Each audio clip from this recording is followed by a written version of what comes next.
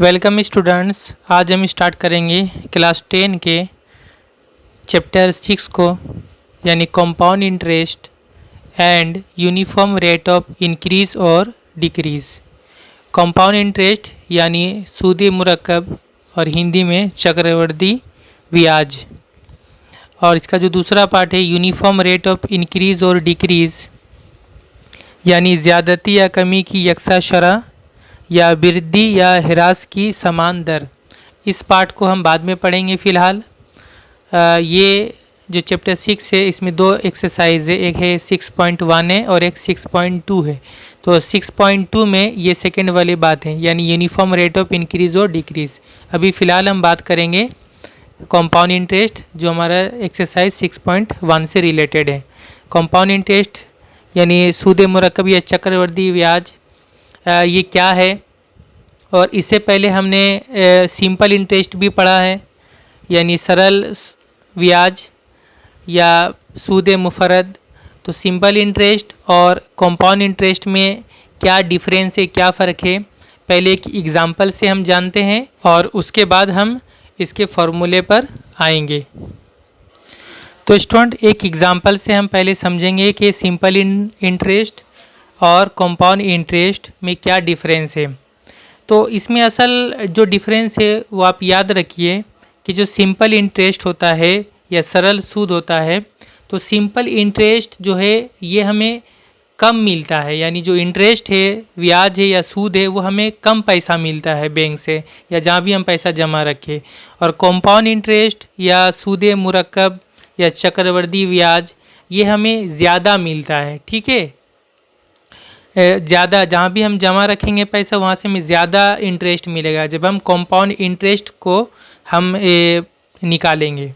तो ऐसा क्यों होता है, यानी सिंपल इंटरेस्ट हमें कम मिलता है और कंपाउंड इंटरेस्ट ज़्यादा मिलता है, ऐसा क्या क्यों होता है, ऐसा इसकी वजह क्या है। तो इसका असल जो रीज़न है, असल जो वजह है वो ये है कि जब हम पैसा कहीं पे जमा रखते हैं बैंक में या किसी भी जगह में, जब हम पैसा रखते हैं तो जो पैसा हम रखते हैं यानी मूलधन, ठीक है, या प्रिंसिपल जो होता है। तो सिंपल इंटरेस्ट के मामले में ये होता है कि जितना पैसा हमने जमा रखा, हमारा जो असल मूलधन है या प्रिंसिपल है वो चेंज नहीं होता है, वो जितना हमने जमा रखा उसी पर हमें हर साल इंटरेस्ट मिलता है। ठीक है, जैसे अगर हमने 100 रुपया रखा है और जितने मान लीजिए हमने 5 साल के लिए रख दिया 100 रुपये, तो हमें 100 रुपये पर ही 5 साल के लिए इंटरेस्ट मिलेगा। ठीक है, ये सिंपल इंटरेस्ट की बात है। लेकिन कंपाउंड इंटरेस्ट में क्या होता है कि हमने अगर 100 रुपया 5 साल के लिए रखा है तो हमें 100 रुपये पर 5 साल का इंटरेस्ट नहीं मिलेगा, बल्कि हर साल जो है हमारा जो प्रिंसिपल या मूलधन है वो चेंज होता रहता है। यानी पहले साल हमने 100 रुपया तो रखा, ठीक है, लेकिन दूसरे साल में क्या होता है, जब 1 साल कंप्लीट होता है तो 1 साल कंप्लीट होने पर हमें जो इंटरेस्ट मिलता है, हमें जो सूद या ब्याज मिलता है, वो हमारे प्रिंसिपल या मूलधन के साथ ऐड हो जाता है, जुड़ जाता है। ठीक है, और अब हमारा वो नया प्रिंसिपल बन जाता है या नया मूलधन बन जाता है। फिर दूसरे साल में हमें उस पैसे पर फिर हमें इंटरेस्ट या ब्याज मिलता है, जिसकी वजह से क्या होता है, कुछ इंटरेस्ट हमारा बढ़ जाता है। फिर जब दूसरा साल कंप्लीट होता है तो दूसरा साल कंप्लीट होने पर हमें जो सूद मिला या इंटरेस्ट मिला या ब्याज मिला, वो पैसा फिर हमारे मूलधन के साथ फिर ऐड हो जाता है, प्रिंसिपल के साथ ऐड हो जाता है, जिसकी वजह से फिर हमारा जो इंटरेस्ट है तीसरे साल में और थोड़ा बढ़ जाता है। ठीक है, यानी कंपाउंड इंटरेस्ट में या चक्रवृद्धि ब्याज में क्या होता है, हर साल हमारा जो प्रिंसिपल या मूलधन है वो थोड़ा थोड़ा बढ़ता ही रहता है, क्योंकि उसमें इंटरेस्ट या सूद या ब्याज ऐड होता ही रहता है। ठीक है, तो ये मेन डिफरेंस है। यहाँ पर जो मैंने एक एग्जांपल लिया है, इससे ये चीज़ बिल्कुल क्लियर हो जाएगा कि किस तरह से हमारा सिंपल इंटरेस्ट कम पैसा होता है और कंपाउंड इंटरेस्ट ये ज़्यादा बनेगा। किस तरह से, देखिए, प्रिंसिपल है यहाँ पर या मूलधन है 100 रुपया, ठीक है, 2 साल के लिए हमने कहीं पे जमा कर दिया, मान लीजिए बैंक में जमा कर दिया, टाइम 2 साल है और रेट है 10%। ठीक है, जो ब्याज दर है या रेट ऑफ इंटरेस्ट है वो 10% है। ठीक है, तो हम पहले कैलकुलेशन करते हैं कि इसका सिंपल इंटरेस्ट कितना होगा। तो चलिए हम सिंपल इंटरेस्ट कैलकुलेट करेंगे, सिंपल इंटरेस्ट। ओके, तो सिंपल इंटरेस्ट का जो फॉर्मूला सिंपली क्या होता है, इंटरेस्ट का फॉर्मूला होता है आई इक्वल टू, हमें पता है PRT/100 ये होता है। तो यहाँ पे अगर हम वैल्यू पुट करेंगे तो कितना होगा, P के जगह में 100 इंटू R के जगह में रेट है 10% इंटू टाइम के जगह में 2 साल हो जाएगा, 2 वर्ष हो जाएगा, बटा नीचे में हो जाएगा 100। ठीक है, अब देखिए यहाँ पे कितना होगा, ये 100 कैंसिल हो जाएगा, 10 दूना 20 हो गया, तो 20 रुपये, ये जो 20 रुपये क्या हो गया, इंटरेस्ट हो गया, सूद या ब्याज हो गया। यानी अगर हमने 100 रुपया कहीं पे जमा किया है तो 2 साल बाद हमें और 10% रेट पर हमें सिंपल इंटरेस्ट या सरल सूद कितना रुपये मिलेगा, 20 रुपये मिलेगा। ठीक है, यहाँ पर जो प्रिंसिपल है 100 रुपये ये चेंज नहीं हुआ है। ठीक है, लेकिन कंपाउंड इंटरेस्ट में क्या होगा, कंपाउंड इंटरेस्ट में हमारा 2 साल डायरेक्ट 2 साल का हिसाब हम नहीं करते हैं, बल्कि जो असल एक्चुअली किया जाता है वो ये है कि एक एक साल का निकाला जाता है पहले। ठीक है, तो कंपाउंड इंटरेस्ट CI शॉर्ट में हम लिखेंगे कंपाउंड इंटरेस्ट। तो कंपाउंड इंटरेस्ट में क्या करेंगे, कंपाउंड इंटरेस्ट में हम फार्मूला तो यही लगाएंगे, लेकिन हमें 2 साल का एक साथ हिसाब नहीं करना है, एक एक साल का हिसाब करना पड़ेगा, यानी पहले साल का फिर दूसरे साल का। तो पहले साल में इंटरेस्ट कितना होगा ये हमें पहले निकालना होगा। तो इंटरेस्ट का फॉर्मूला क्या है, यानी ये फर्स्ट ईयर आप लिख सकते हैं, फर्स्ट ईयर पहला साल। ठीक है, पहला साल क्या इंटरेस्ट का फॉर्मूला है PRT/100। तो पहले साल में हमारा जो प्रिंसिपल था वो 100 रुपया ही था, 100 रुपया यहाँ पे हम लिखेंगे, इंटू रेट के जगह में 10% रेट है। ठीक है, लेकिन हम चूँकि ये एक साल का निकाल रहे हैं, पहला साल का, तो टाइम यहाँ पे हम एक साथ 2 साल नहीं लेंगे बल्कि पहला साल लेंगे एक, यानी ये पहला साल का। ठीक है, 1 और नीचे डिवाइड हो जाएगा 100 से, तो ये कैंसिल होगा तो कितना होगा, 100 कैंसिल होगा, कितना रुपया हो गया, 10 × 1 यानी ₹10। यानी हमें जो पहले साल है, यानी एक साल जब कंप्लीट हुआ तो एक साल कंप्लीट होने पे हमें कितना इंटरेस्ट मिलेगा, सूद मिलेगा, 10 रुपये सूद मिलेगा। ठीक है, ये एक साल कंप्लीट होने पर। तो हमने जमा रखा था 100 रुपया, जब एक साल कंप्लीट हो गया तो हमें कितना रुपया इंटरेस्ट मिला, 10 रुपये इंटरेस्ट मिला। तो अब क्या होता है कंपाउंड इंटरेस्ट में, ये जो 10 रुपये इंटरेस्ट मिला, ये 10 रुपये हमारे असल प्रिंसिपल के साथ ऐड हो जाता है, और ऐड हो करके, क्योंकि वो पैसा तो हमें अपने खाता में, बैंक खाता में ही मिलेगा, तो ये 10 रुपया हमारे प्रिंसिपल के साथ जुड़ जाता है, ऐड हो जाता है, और वो बनेगा कितना, 110 रुपये बनेगा। ये 110 रुपये अब हमारा दूसरे साल के लिए हमारा प्रिंसिपल बन जाएगा, जब हम कंपाउंड इंटरेस्ट के हिसाब से अपना कैलकुलेट करते हैं इंटरेस्ट। तो अब जो दूसरा साल के लिए सेकेंड ईयर होगा, जो दूसरा साल है, को 2 साल तक ही टाइम था, दूसरा साल में ये प्रिंसिपल चेंज हो गया। पहला प्रिंसिपल 100 रुपया था और इसमें इंटरेस्ट ऐड हो जाता है, 10 रुपये इंटरेस्ट ऐड हो गया, तो ये बन गया 110 रुपये। अब हमें दूसरे साल में 110 रुपये के ऊपर सूद मिलेगा, ना कि 100 रुपये के ऊपर मिलेगा। ठीक है, तो 110 रुपये पे सूद मिलेगा, तो जाहिर से बात है कि 100 रुपया नहीं रहा बल्कि 110 रुपया रहा है, कुछ पैसा बढ़ गया है तो इंटरेस्ट भी थोड़ा सा बढ़ जाएगा।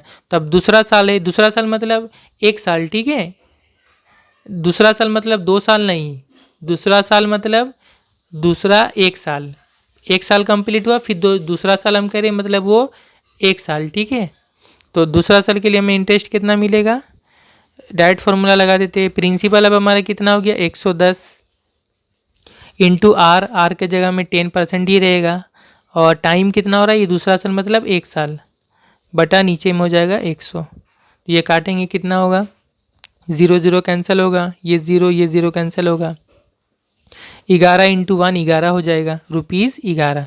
यानी दूसरे साल में अब हमें कितना इंटरेस्ट मिला, 11 रुपये इंटरेस्ट मिला।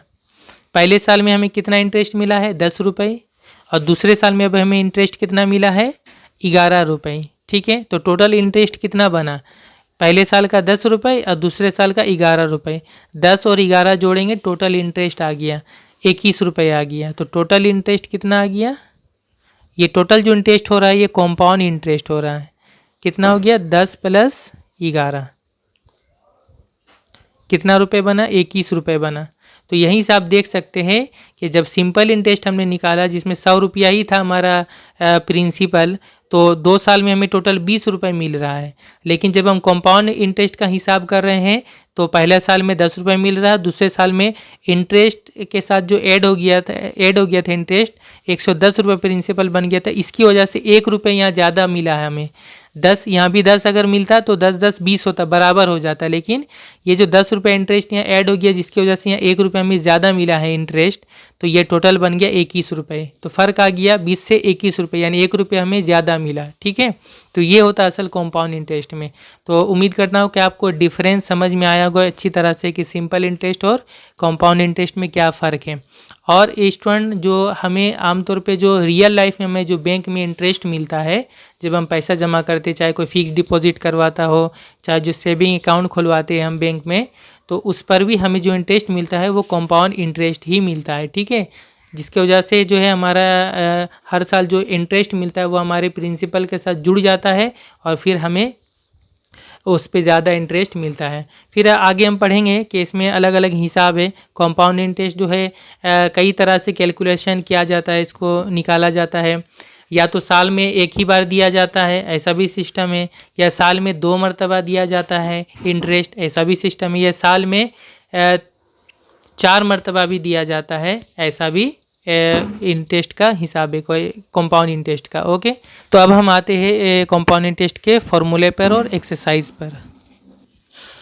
तो स्टूडेंट यहाँ पर मैंने कंपाउंड इंटरेस्ट का जो चैप्टर है उसके जो मेन फार्मूले हैं जो हम एक्सरसाइज में काम में लेंगे मैंने यहाँ पे लिखा है। फार्मूले है लेट, मान लिया हमने प्रिंसिपल या मूलधन जो है वो P है, यानी P रुपए है। रेट ऑफ कंपाउंड इंटरेस्ट यानी चक्रवृद्धि ब्याज दर या कंपाउंड इंटरेस्ट का जो रेट है शरह है वो R% पर एनम है, यानी सालाना या वार्षिक R% है। और टाइम जो है यहाँ पर जो टाइम होता है वो कैपिटल T में हम नहीं लिखते हैं बल्कि स्मॉल n में लिखते हैं। ठीक है, तो टाइम n ईयर से या n साल या n वर्ष है। ठीक है, ये 3 चीज़ें P है, R है और N है। तो जो पहला फार्मूला है वो है अमाउंट का फार्मूला। कंपाउंड इंटरेस्ट के चैप्टर में क्या होता है कि हमें डायरेक्ट इंटरेस्ट का फार्मूला, कंपाउंड इंटरेस्ट का फार्मूला डायरेक्ट नहीं है बल्कि अमाउंट का फार्मूला डायरेक्ट आता है। ठीक है, अमाउंट यानी मिश्र धन या ज़र्रे कुल जो टोटल पैसा होता है सूद समेत। तो यहाँ पर अमाउंट मतलब कंपाउंड इंटरेस्ट और प्लस उसमें प्रिंसिपल दोनों ऐड होकर ये टोटल अमाउंट बनता है। तो अमाउंट का फार्मूला क्या है? P इंटू 1 प्लस R/100 पूरा का power whole to the power n। ठीक है, जो भी फॉर्मूले यहाँ पर मैं आपको बता रहा हूँ आप अपने कॉपी पे अच्छी तरह नोट डाउन कर लीजिएगा ताकि आपको एक्सरसाइज के मैथ्स बनाने में आसानी हो। ठीक है, और मैंने साइड में यहाँ पे लिखा है कंपाउंडेड एनुअली। कंपाउंडेड एनुअली का मतलब होता है साल में एक ही बार इंटरेस्ट मिलेगा, कंपाउंड इंटरेस्ट मिलेगा। ठीक है, एनुअली यानी वार्षिक या सालाना। ओके, तो ये अमाउंट का फॉर्मूला हो गया, ये equal to P into 1 plus R/100 whole to the power n। तो यहाँ से फिर हम कंपाउंड इंटरेस्ट निकाल लेंगे। कंपाउंड इंटरेस्ट इसको शॉर्ट में हम लिखेंगे CI, compound interest. Compound interest तब क्या होगा, हमें पता है, हमने सिंपल इंटरेस्ट में भी बनाया था कि अमाउंट से जब हम प्रिंसिपल को माइनस करते हैं, A से P को माइनस करते हैं तो हमें इंटरेस्ट मिलता है। तो यहाँ भी A से P को माइनस करेंगे। A इक्वल टू कितना है? A इक्वल टू ये है दिया हुआ P into 1 plus R/100 whole to the power n minus minus P। ठीक है, उसके बाद क्या करेंगे, इन दोनों से हम यहाँ पर P को कॉमन ले लेंगे। यहाँ भी P है, यहाँ भी P है, P को कॉमन ले लेंगे तो यहाँ पर क्या बचेगा, P कॉमन आ गया बाहर तो 1 plus R/100 whole to the power n बचेगा, और माइनस यहाँ से भी P बाहर कॉमन आ गया तो यहाँ पर 1 हो जाएगा। P से P को डिवाइड करेंगे तो 1 होगा। ठीक है, इसको थर्ड ब्रैकेट में हमने लिख लिया। तो ये डायरेक्ट किसका फॉर्मूला हो गया, ये हो गया कंपाउंड इंटरेस्ट का फॉर्मूला। ओके, इसके बाद हम आते हैं नेक्स्ट फॉर्मूले में। फॉर्मूला 2 है when interest is compounded half yearly. तो यहाँ पर कहा जा रहा है कि जब हमें कंपाउंड इंटरेस्ट या चक्रवृद्धि ब्याज ये हाफ ईयरली मिलेगा। हाफ ईयरली यानी 6 माही, या जिसमें हमें साल में 2 मरतबा मिलेगा। ठीक है, हाफ ईयरली यानी साल का 2 हिस्सा, हाफ यानी हाफ आधा होता है। ठीक है, तो जब हमें साल में 2 मरतबा अगर कंपाउंड इंटरेस्ट मिलता है, मैंने यहाँ पे लिख भी दिया है, पेड आफ्टर एवरी 6 मंथ्स, यानी हमें साल में 2 मरतबा मिलेगा, यानी हर 6 महीने बाद इंटरेस्ट मिलेगा। ठीक है, तब जो अमाउंट का जो फॉर्मूला होगा वो थोड़ा सा चेंज हो जाएगा। वो क्या हो जाएगा कि यहाँ पर P इक्वल टू हो जाएगा 1 प्लस R/2 हो जाएगा। यहाँ पे R के जगह में क्या हो जाएगा R/2, जैसे यहाँ पे R था वो चेंज हो जाएगा R/2 हो जाएगा, बाय 100 हो जाएगा, होल टू द पावर यहाँ पर n के जगह में 2n हो जाएगा। ठीक है, और यहाँ पर मैंने लिखा number of phases equal to 2, मतलब ये कि हमें साल में कितने मरतबा मिलेगा इंटरेस्ट, 2 मरतबा मिलेगा, उसी को फेज़ कहा जा रहा है, यानी 2 मरतबा हमें इंटरेस्ट मिलेगा। तो यहाँ पे नंबर ऑफ फेजेस 2 है, इसीलिए यहाँ पे 2n हो गया, यहाँ R/2 हो जाएगा। ओके, इस पर आपको ध्यान रखना है। इसके बाद आते हैं फॉर्मूला 3 पे। व्हेन इंटरेस्ट इज़ कॉम्पाउंडेड क्वार्टरली, जब हमें कॉम्पाउंड इंटरेस्ट या चक्रवृद्धि ब्याज क्वार्टरली मिलेगा, क्वार्टर मतलब ही होता है 4, यानी हमें साल में 4 मरतबा मिलेगा। ठीक है, तो 4 मरतबा मिलेगा मतलब साल में तो 12 महीना होते हैं, यानी हर 3 महीने बाद मिलेगा हमें जब इंटरेस्ट, अगर तो पेड आफ्टर एवरी 3 मंथ्स, हर 3 महीने बाद इंटरेस्ट मिलेगा, तो टोटल 4 मरतबा मिलेगा इंटरेस्ट। तो नंबर ऑफ फेजेस कितना होगा 4 होगा। ठीक है, तो उस वक्त अमाउंट का जो फॉर्मूला होगा ये थोड़ा चेंज हो जाएगा, equal to P into 1 plus ये R को 4 से डिवाइड कर देंगे, R/4 बाई 100 और होल टू द पावर यहाँ पे 4n हो जाएगा। ठीक है, बिल्कुल आपको समझ में आ रहा होगा कि जब 2 मरतबा मिलेगा हाफ ईयरली तो फिर यहाँ R/2 हो जाएगा, यहाँ 2n हो जाएगा, R को उतना से डिवाइड करेंगे, यहाँ n को उतना से इंटू करेंगे 2 से। यहाँ पे जब 4 मरतबा मिलेगा तो R को 4 से डिवाइड करेंगे और n को 4 से इंटू कर देंगे। ठीक है, तो ये इस तरह से कैलकुलेट किया जाता है कंपाउंड इंटरेस्ट, यानी साल में या तो 1 मरतबा भी दिया जा सकता है, या साल में 2 मरतबा भी मिल सकता है, या फिर साल में 4 मरतबा मिल सकता है। ठीक है, तो अलग अलग बैंकों में अलग अलग हिसाब होता है, कोई बैंक साल में 2 मरतबा देता है, कोई बैंक साल में 4 मरतबा देता है। अक्सर बैंकों में साल में 4 मरतबा इंटरेस्ट दिया जाता है, हर 3-3 महीने बाद आप देखेंगे अपने बैंक खाता में कि उसमें इंटरेस्ट आ जाता है। ठीक है, उसके बाद जो चौथा फॉर्मूला है वो ये है, when interest is compounded annually but time is in fraction, जब कॉम्पाउंड इंटरेस्ट या चक्रवृद्धि ब्याज हमें साल के हिसाब से ही मिल रहा है। ठीक है, लेकिन जो टोटल टाइम है वो फ्रैक्शन में है, कसर में या भिन्न में है। जैसे मान लीजिए कि कहा गया 3 सही 2/5 वर्ष या सालों का टोटल कॉम्पाउंड इंटरेस्ट या अमाउंट कितना होगा, तो यहाँ पे टोटल सिर्फ 3 साल नहीं है, 3 साल के अलावा 2/5 साल या वर्ष भी है, यानी यहाँ पर फ्रैक्शन आ गया। ठीक है, तब हम कंपाउंड इंटरेस्ट कैसे निकालेंगे। ठीक है, तो यहाँ कंपाउंड इंटरेस्ट का फॉर्मूला क्या हो जाएगा, जितना साल कंप्लीट है, 3 साल पूरा कंप्लीट है। ठीक है, तो P into 1 plus R/100 whole to the power 3 होगा, जैसे कि क्वेश्चन फॉर्मूला 1 में था। फॉर्मूला 1 में जो ये कंप्लीट साल के लिए, ठीक है, यहाँ कोई फ्रैक्शन या कोई भिन्न नहीं है। तो यहाँ पर 3 साल के अलावा 2/5 साल भी है, तो 3 साल जो कंप्लीट है उसके लिए इसी तरह फार्मूला लगाएंगे जिसे 1 नंबर पे है, और इसके साथ 2/5 जो साल है उसके लिए हम ये फार्मूला यहाँ पे इस तरह ऐड कर देंगे, 1 प्लस 2/5 इंटू R/100। ठीक है, ये जस्ट एक एग्जाम्पल था, यहाँ दूसरा अगर चेंज होता है तो यहाँ पे उसी हिसाब से चेंज होगा। मान लीजिए यहाँ पे लिखा हुआ है 5 होल 1/5, तो यहाँ पर 5 हो जाएगा, यहाँ अगर 1/5 है तो यहाँ 1/5 हो जाएगा, जैसा ये रहेगा उसी हिसाब से ये चेंज होगा। ठीक है, तो इसको भी आप नोट डाउन कर लीजिएगा। और जो आखिरी यहाँ पे इंपॉर्टेंट फार्मूला है वो 5 क्या है, when rates are different for different years, अगर अलग अलग सालों में अलग अलग रेट है, अलग अलग ब्याज दर है, तो फिर मान लीजिए कि से R1%, R2% and R3% for first, second and third year. मान लीजिए पहले साल में जो ब्याज दर है, रेट ऑफ इंटरेस्ट है वो R1% है, इसका जस्ट हमने सिर्फ R1 नाम दिया अलग अलग समझाने के लिए। पहले साल में इतना इंटरेस्ट का रेट है, दूसरे साल में R2% इंटरेस्ट का रेट है, और तीसरे साल में मान लीजिए R3% इंटरेस्ट का रेट है। ठीक है, कंपाउंड इंटरेस्ट का। तो फिर अमाउंट का फॉर्मूला इस तरह से हो जाएगा, P इंटू 1 प्लस R1/100 हो जाएगा पहले साल का, इंटू ये दूसरे साल वाला होगा 1 प्लस R2/100 हो जाएगा, फिर ये हो जाएगा 1 प्लस R3/100। और यहाँ पर ये अलग अलग साल का एक एक साल का है, तो यहाँ पे समझ लीजिए 1 1 1 है। ठीक है, तो स्टूडेंट यहाँ तक हमारा रहा टोटल फार्मूला। ठीक है, इन तमाम फार्मूले को आपको अच्छी तरह याद कर लेना है, और अब इन्हीं फार्मूले के बेसिस पर हम एक्सरसाइज के क्वेश्चंस को बनाएंगे। बिल्कुल आसानी से क्वेश्चंस बनेंगे, बस आपको इन फार्मूला को अप्लाई करके बनाना है। तो देखते हैं, आइए एक्सरसाइज स्टार्ट करते हैं। 6.1 exercise 6.1 question number 1। I have rupees 5,000 in my hand. मेरे पास 5,000 रुपये हैं। I deposited that money in a bank at the rate of 8.5% compound interest per annum for 2 years। मैंने वो पैसा 8.5% चक्रवृद्धि ब्याज दर या कंपाउंड इंटरेस्ट के रेट पर 2 साल के लिए जमा कर दिया एक बैंक में।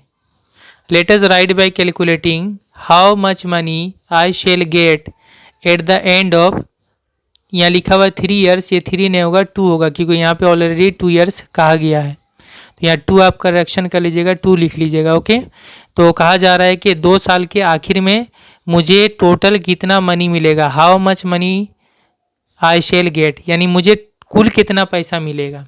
तो जैसा क्वेश्चन में कहा गया कि टोटल कितना पैसा मिलेगा, मतलब हमें अमाउंट या मिश्र धन मालूम करना है ना। ओके, तो हेयर यहाँ क्या दिया हुआ है, प्रिंसिपल शुरू में दिया हुआ है, मूलधन 5,000 रुपये दिया हुआ है, रेट कितना है 8.5% है। तो यहाँ पे रेट को हम स्मॉल आर में लिखेंगे। ओके, और टाइम कितना दिया हुआ है, 2 साल दिया हुआ है, 2 वर्ष, तो इसको हम एन लिखेंगे, स्मॉल एन। इसके बाद हम अमाउंट का जो फॉर्मूला है, यहाँ पे कहा गया कि एनुअली ही हमको मालूम करना है, सालाना या वार्षिक, तो हम उसका टोटल अमाउंट का फॉर्मूला लिखेंगे। इसलिए अमाउंट इक्वल टू कितना होगा, A equal to P into 1 + r/100 whole to the power n। Value put करेंगे, p के जगह में 5,000 इंटू 1 + r के जगह में 8.5 बाई नीचे में 100 हो जाएगा, और whole to the power n के जगह में हो जाएगा 2। ओके, अब देखेंगे ये कैलकुलेट करके कितना होगा। आप चाहे तो यहाँ एलसीएम लेके भी बना सकते हैं, क्योंकि ये 1 प्लस है, ये बटा में है, और चाहे तो यहाँ से आप पॉइंट हटाकर भी बना सकते हैं, तो जो आपको इजी लगे। तो अगर हम पॉइंट हटा लेते हैं तो कितना होगा, नीचे पॉइंट के बाद दाहिने तरफ 1 नंबर है, तो नीचे में आएगा 10। ओके, तो नीचे में जब 10 आएगा तो वो 10 100 से इंटू हो जाएगा, और 100 से जब 10 इंटू हो जाएगा तो 1000 हो जाएगा, तो 1 0 जस्ट हम बढ़ा देंगे तो काम हो जाएगा हमारा। ये पॉइंट हट गया। ओके, तो अब ये कितना हो जा रहा है, 85/1000। इसको पॉइंट को हटाकर लिखने से फ़ायदा ये कि कैंसिल करने में थोड़ा इजी होगा। तो ये 5,000 इंटू, इसको अब आप एलसीएम ले ले, कितना हो जाएगा।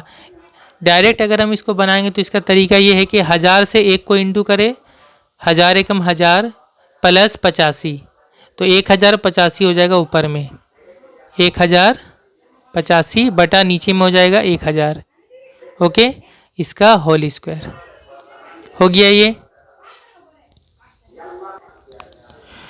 इसके बाद ये 5,000 हो गया, इस पूरे का होल स्क्वायर है, मतलब यहाँ पर हम इसको 2 मरतबा लिख लेंगे, इंटू, यहाँ इंटू है, इसको 2 मरतबा लिखेंगे, 1085 बटा 1000 इंटू 1085 बटा 1000 होल स्क्वायर, इसलिए 2 मरतबा लिखाएगा। अब ये जो भी आएगा कैंसिल करके वही हमारा आंसर होगा। तो देखिए यहाँ पे, यहाँ ये 3 0, यहाँ पे ये 3 0 कैंसिल हो गया, लास्ट का 3 0, लास्ट का 3 0। और यहाँ पर हम इस तरह कर लेंगे कि अगर हम 5 से यहाँ नीचे भी काट सकते हैं, 5 से अगर इसको काटेंगे तो भी होगा, लेकिन हम ये करेंगे कि हम 1000 नीचे छोड़ देंगे, 5 से ये इन दोनों को इंटू करके 5 से इंटू कर लेंगे, टोटल कितना हो रहा है ऊपर में लिखेंगे, नीचे 1000 लिखेंगे। ओके, तो आप इसको इंटू करके देखिए, ये टोटल होगा 1085 से 1085 को इंटू करेंगे, फिर उसको इंटू करेंगे 5 से, तो ये टोटल आ जाएगा 5886,125, इतना आएगा। नीचे में कितना हो गया, 1000 हो गया। ओके, अब नीचे 1000 आ गया तो ये कितना होगा, इक्वल टू 1000 है, इसको अगर 1000 से डिवाइड करेंगे तो हमें पता है दाहिने तरफ से 3 नंबर के बाद पॉइंट यहाँ पे पुट करना पड़ेगा, डेसिमल पॉइंट। 1000 है इसीलिए, अगर 100 होता तो दाहिने तरफ से 2 नंबर के बाद पॉइंट पुट करते। तो ये डिवाइड करना मतलब ये हो जाएगा 5886.125, डिवाइड करने से इतना ही होगा। ओके, तो इतना रुपये ये हो जाएगा टोटल अमाउंट। अब देखेंगे अगर आप आंसर तो इतना नहीं है। पॉइंट के बाद हमें एक चीज़ याद रखना है कि पॉइंट के बाद यहाँ पे 3 नंबर है, ठीक है।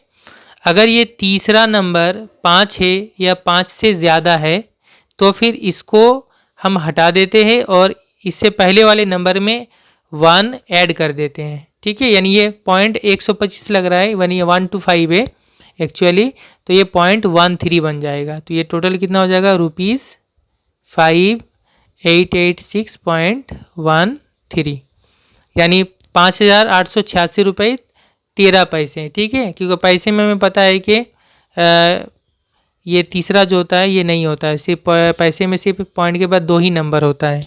ओके, तो टोटल इतना ये अप्रोक्स यानी लगभग या तकरीबन इतना रुपये आंसर होगा, ठीक है ना।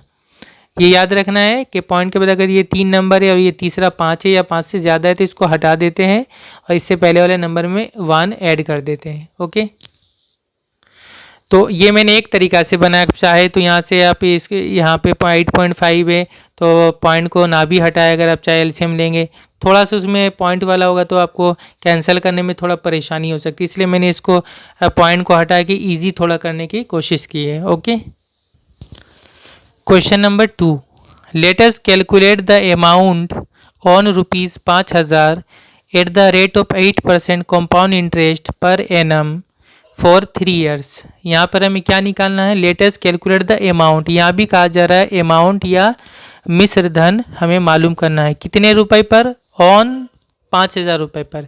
यानी ये 5,000 रुपये क्या होगा, पी होगा, मूलधन होगा या प्रिंसिपल होगा। रेट है 8% है, कंपाउंड इंटरेस्ट यहाँ पे ध्यान देना होगा आपको, कंपाउंड इंटरेस्ट है। कभी कभी ऐसा होता है कि क्वेश्चन एक दिया जाता है इंटरेस्ट चैप्टर पर यानी सूद या ब्याज चैप्टर पर, और स्टूडेंट को समझ में नहीं आता है कि वो कंपाउंड इंटरेस्ट वाले चैप्टर से है या सिंपल इंटरेस्ट या सरल ब्याज वाले चैप्टर से है।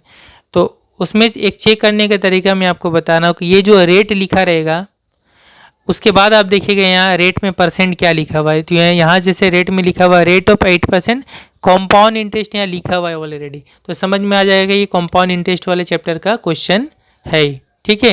या फिर कहीं कहीं लिख भी दिया जाता है कि कैलकुलेट द कंपाउंड इंटरेस्ट, साफ साफ लिखा रहता है क्वेश्चन में।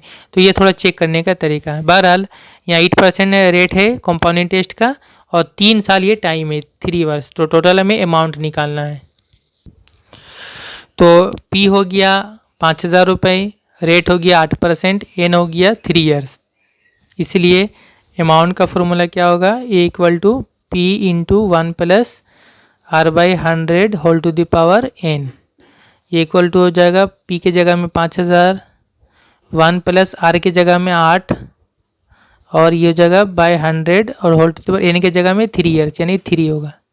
अभी कितना हो रहा है देखिए 5,000, यहाँ 8 और 100 का ऊपर नीचे काट सकते हैं लेकिन काटेंगे नहीं, कैंसिल नहीं करेंगे, ऐसे ही छोड़ देते हैं, बाद में देखेंगे। ये टोटल कितना हो जाएगा 100 को 1 से इंटू करेंगे, 100 कम 100 प्लस 8, 108 हो जाएगा ऊपर में बटा 100 हो जाएगा नीचे में, 108 बटा 100। ये हमने डायरेक्ट किया, अब चाहे तो एक मरतबा एलसीएम लेके भी कर सकते हैं।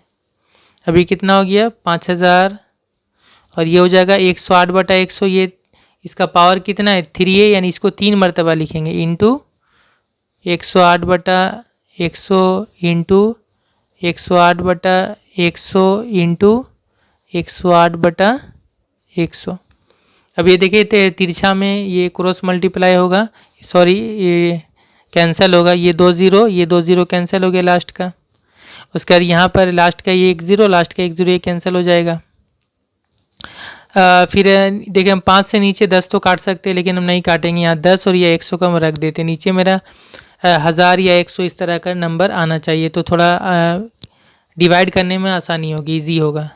तो ऊपर में क्या करेंगे हम 108 इंटू 108 इंटू 108, ये तीनों को इंटू करेंगे, इंटू 5 से इंटू कर देंगे। तो ये टोटल इंटू करके कितना हो जाएगा, ये हो जाएगा 6298,560 इतना होगा टोटल, ठीक है। और डिवाइड बाय नीचे कितना होगा 100 इंटू 10 यानी नीचे हो जाएगा 1000। ओके, अब देखिए कितना होगा, ये लास्ट का 1 0 लास्ट का 1 0 का कैंसिल हो जाएगा। और नीचे में अब 100 रहा, तो नीचे जब 100 होता है, 100 से जब किसी नंबर को डिवाइड करेंगे तो क्या होगा, लास्ट में जो राइट साइड में ये 2 नंबर के बाद पॉइंट आ जाएगा, 2 नंबर के बाद, यानी 6 और 5 के बाद यहाँ पॉइंट आ जाएगा। तो ये कितना हो जाएगा 6298.56, इतना रुपये हो जाएगा अमाउंट, रुपीज़ इतना अमाउंट कितना होगा 6298 रुपये 56 पैसे। ठीक है, तो ये हो जाएगा हमारा answer. Okay, question number 3, Gautam Babu borrowed ₹2000 eight the rate of 6% compound interest per annum for 2 years. Let us write by calculating how much compound interest at the end of, यहाँ 3 years, ये 3 नहीं होगा बल्कि 2 years होगा। ठीक है, 2 years he will pay। कहा जा रहा है कि गौतम बाबू ने 2000 रुपये बोरोड किया, यानी कहीं से कर्ज लिया या कहीं से लिया, उधार लिया, 2000 रुपये लिया, कितना रेट पर, 6% रेट पर 2 साल के लिए। ठीक है, फिर कहा जा रहा है रेट जो है कंपाउंड इंटरेस्ट का है, कहा जा रहा है कि 2 साल के आखिर में eight the end of 2 years उनको टोटल कितना कंपाउंड इंटरेस्ट चुकाना पड़ेगा, ही विल पे, उसको चुकाना पड़ेगा। तो यहाँ पर देखिए कंपाउंड इंटरेस्ट कितना चुकाना पड़ेगा ये कहा जा रहा है, तो हमें कंपाउंड इंटरेस्ट निकालना पड़ेगा। फॉर्मूला हमारा कौन सा है, अमाउंट का फॉर्मूला है, मिश्र धन का फॉर्मूला है, पहले वो हम निकाल लेंगे, फिर उसमें से प्रिंसिपल यानी 2000 को माइनस करके हम कंपाउंड इंटरेस्ट मालूम करेंगे। तो स्टूडेंट प्रिंसिपल है 2000 रुपये, रेट है 6% और टाइम है 2 ईयर्स। ठीक है, इसलिए अमाउंट का फॉर्मूला क्या है, A equal to P into 1 plus r/100 whole to the power n, equal to P के जगह में 2000 होगा, इंटू 1 प्लस आर के जगह में 6 होगा बाय 100 और n के जगह में 2 होगा। अभी कितना होगा 2000, ये हो जाएगा 100 कम 100 प्लस 6, 106 हो जाएगा ऊपर में बटा नीचे 100, 106 बटा 100 इसका होल स्क्वायर, कितना हो जाएगा ये 2000 इंटू, ये 2 मरतबा होगा कि होल स्क्वायर है, 106 बटा 100 इंटू 106 बटा 100, कैंसिल करेंगे इस तरफ, ये 2 0 कट गया कैंसिल, और ये लास्ट का 1 0 लास्ट का 1 0 कैंसिल हो गया, नीचे सिर्फ 10 बचा, 10 से कम 10, और ऊपर में क्या है 106 इंटू 106 इंटू 2, इन तीनों को इंटू कर लेंगे हम, और नीचे 10 से हम डिवाइड करेंगे, तो ये टोटल कितना आएगा, ये इंटू करके अब देखिएगा ये हो जाएगा 2247 इतना होगा, बटा नीचे में हो जाएगा कितना, नीचे हो जाएगा 10, तो जब 10 से डिवाइड करेंगे तो कितना हो गया रुपीस, नीचे 10 है तो क्या होगा, दाहिने तरफ से एक नंबर के बाद पॉइंट होगा, तो ये हो जाएगा 2247.2, मतलब ये है कि टोटल कितना रुपए अमाउंट बनेगा 2247 रुपये, 0.2 मतलब 20 पैसे। ठीक है, ये 0.2 का मतलब 20 पैसे, तो लास्ट में आप 0 भी लिख सकते हैं, कोई प्रॉब्लम नहीं। तो इतना रुपया उनको देना पड़ेगा, लेकिन कहा गया कि कंपाउंड इंटरेस्ट कितना चुकाना पड़ेगा, इसलिए कंपाउंड इंटरेस्ट या चक्रवृद्धि ब्याज CI शॉर्ट में लिखेंगे, कितना करना होगा, A माइनस P करना पड़ेगा। ए कितना है, ये जो अभी निकला ये ए है 2247 रुपये 20 पैसे से घटाना पड़ेगा, पी कितना है 2000 रुपये है, प्रिंसिपल 2000 रुपये है, या 2000 इससे 2000 रुपये घटा देंगे, तो 2247 रुपये 20 पैसा से 2000 रुपये को घटा देंगे तो कितना बचेगा, सिर्फ 247 रुपये 20 पैसा बचेगा, तो 247 रुपये 20 पैसा, इतना रुपये गौतम बाबू को चुकाना पड़ेगा। ओके, तो लास्ट में एक लाइन लिख लेते हैं हम लोग, ये भी आंसर लिख सकते हैं, लास्ट में एक लाइन लिखेंगे, इसलिए गौतम बाबू विल पे यानी चुकाएंगे इतना रुपये 247 रुपये रुपीज़, इतना रुपये। ओके, ये हो गया आंसर। तो स्टूडेंट इसके बाद नेक्स्ट क्वेश्चन जो बाकी है वो मैं नेक्स्ट वीडियो में बनाऊंगा।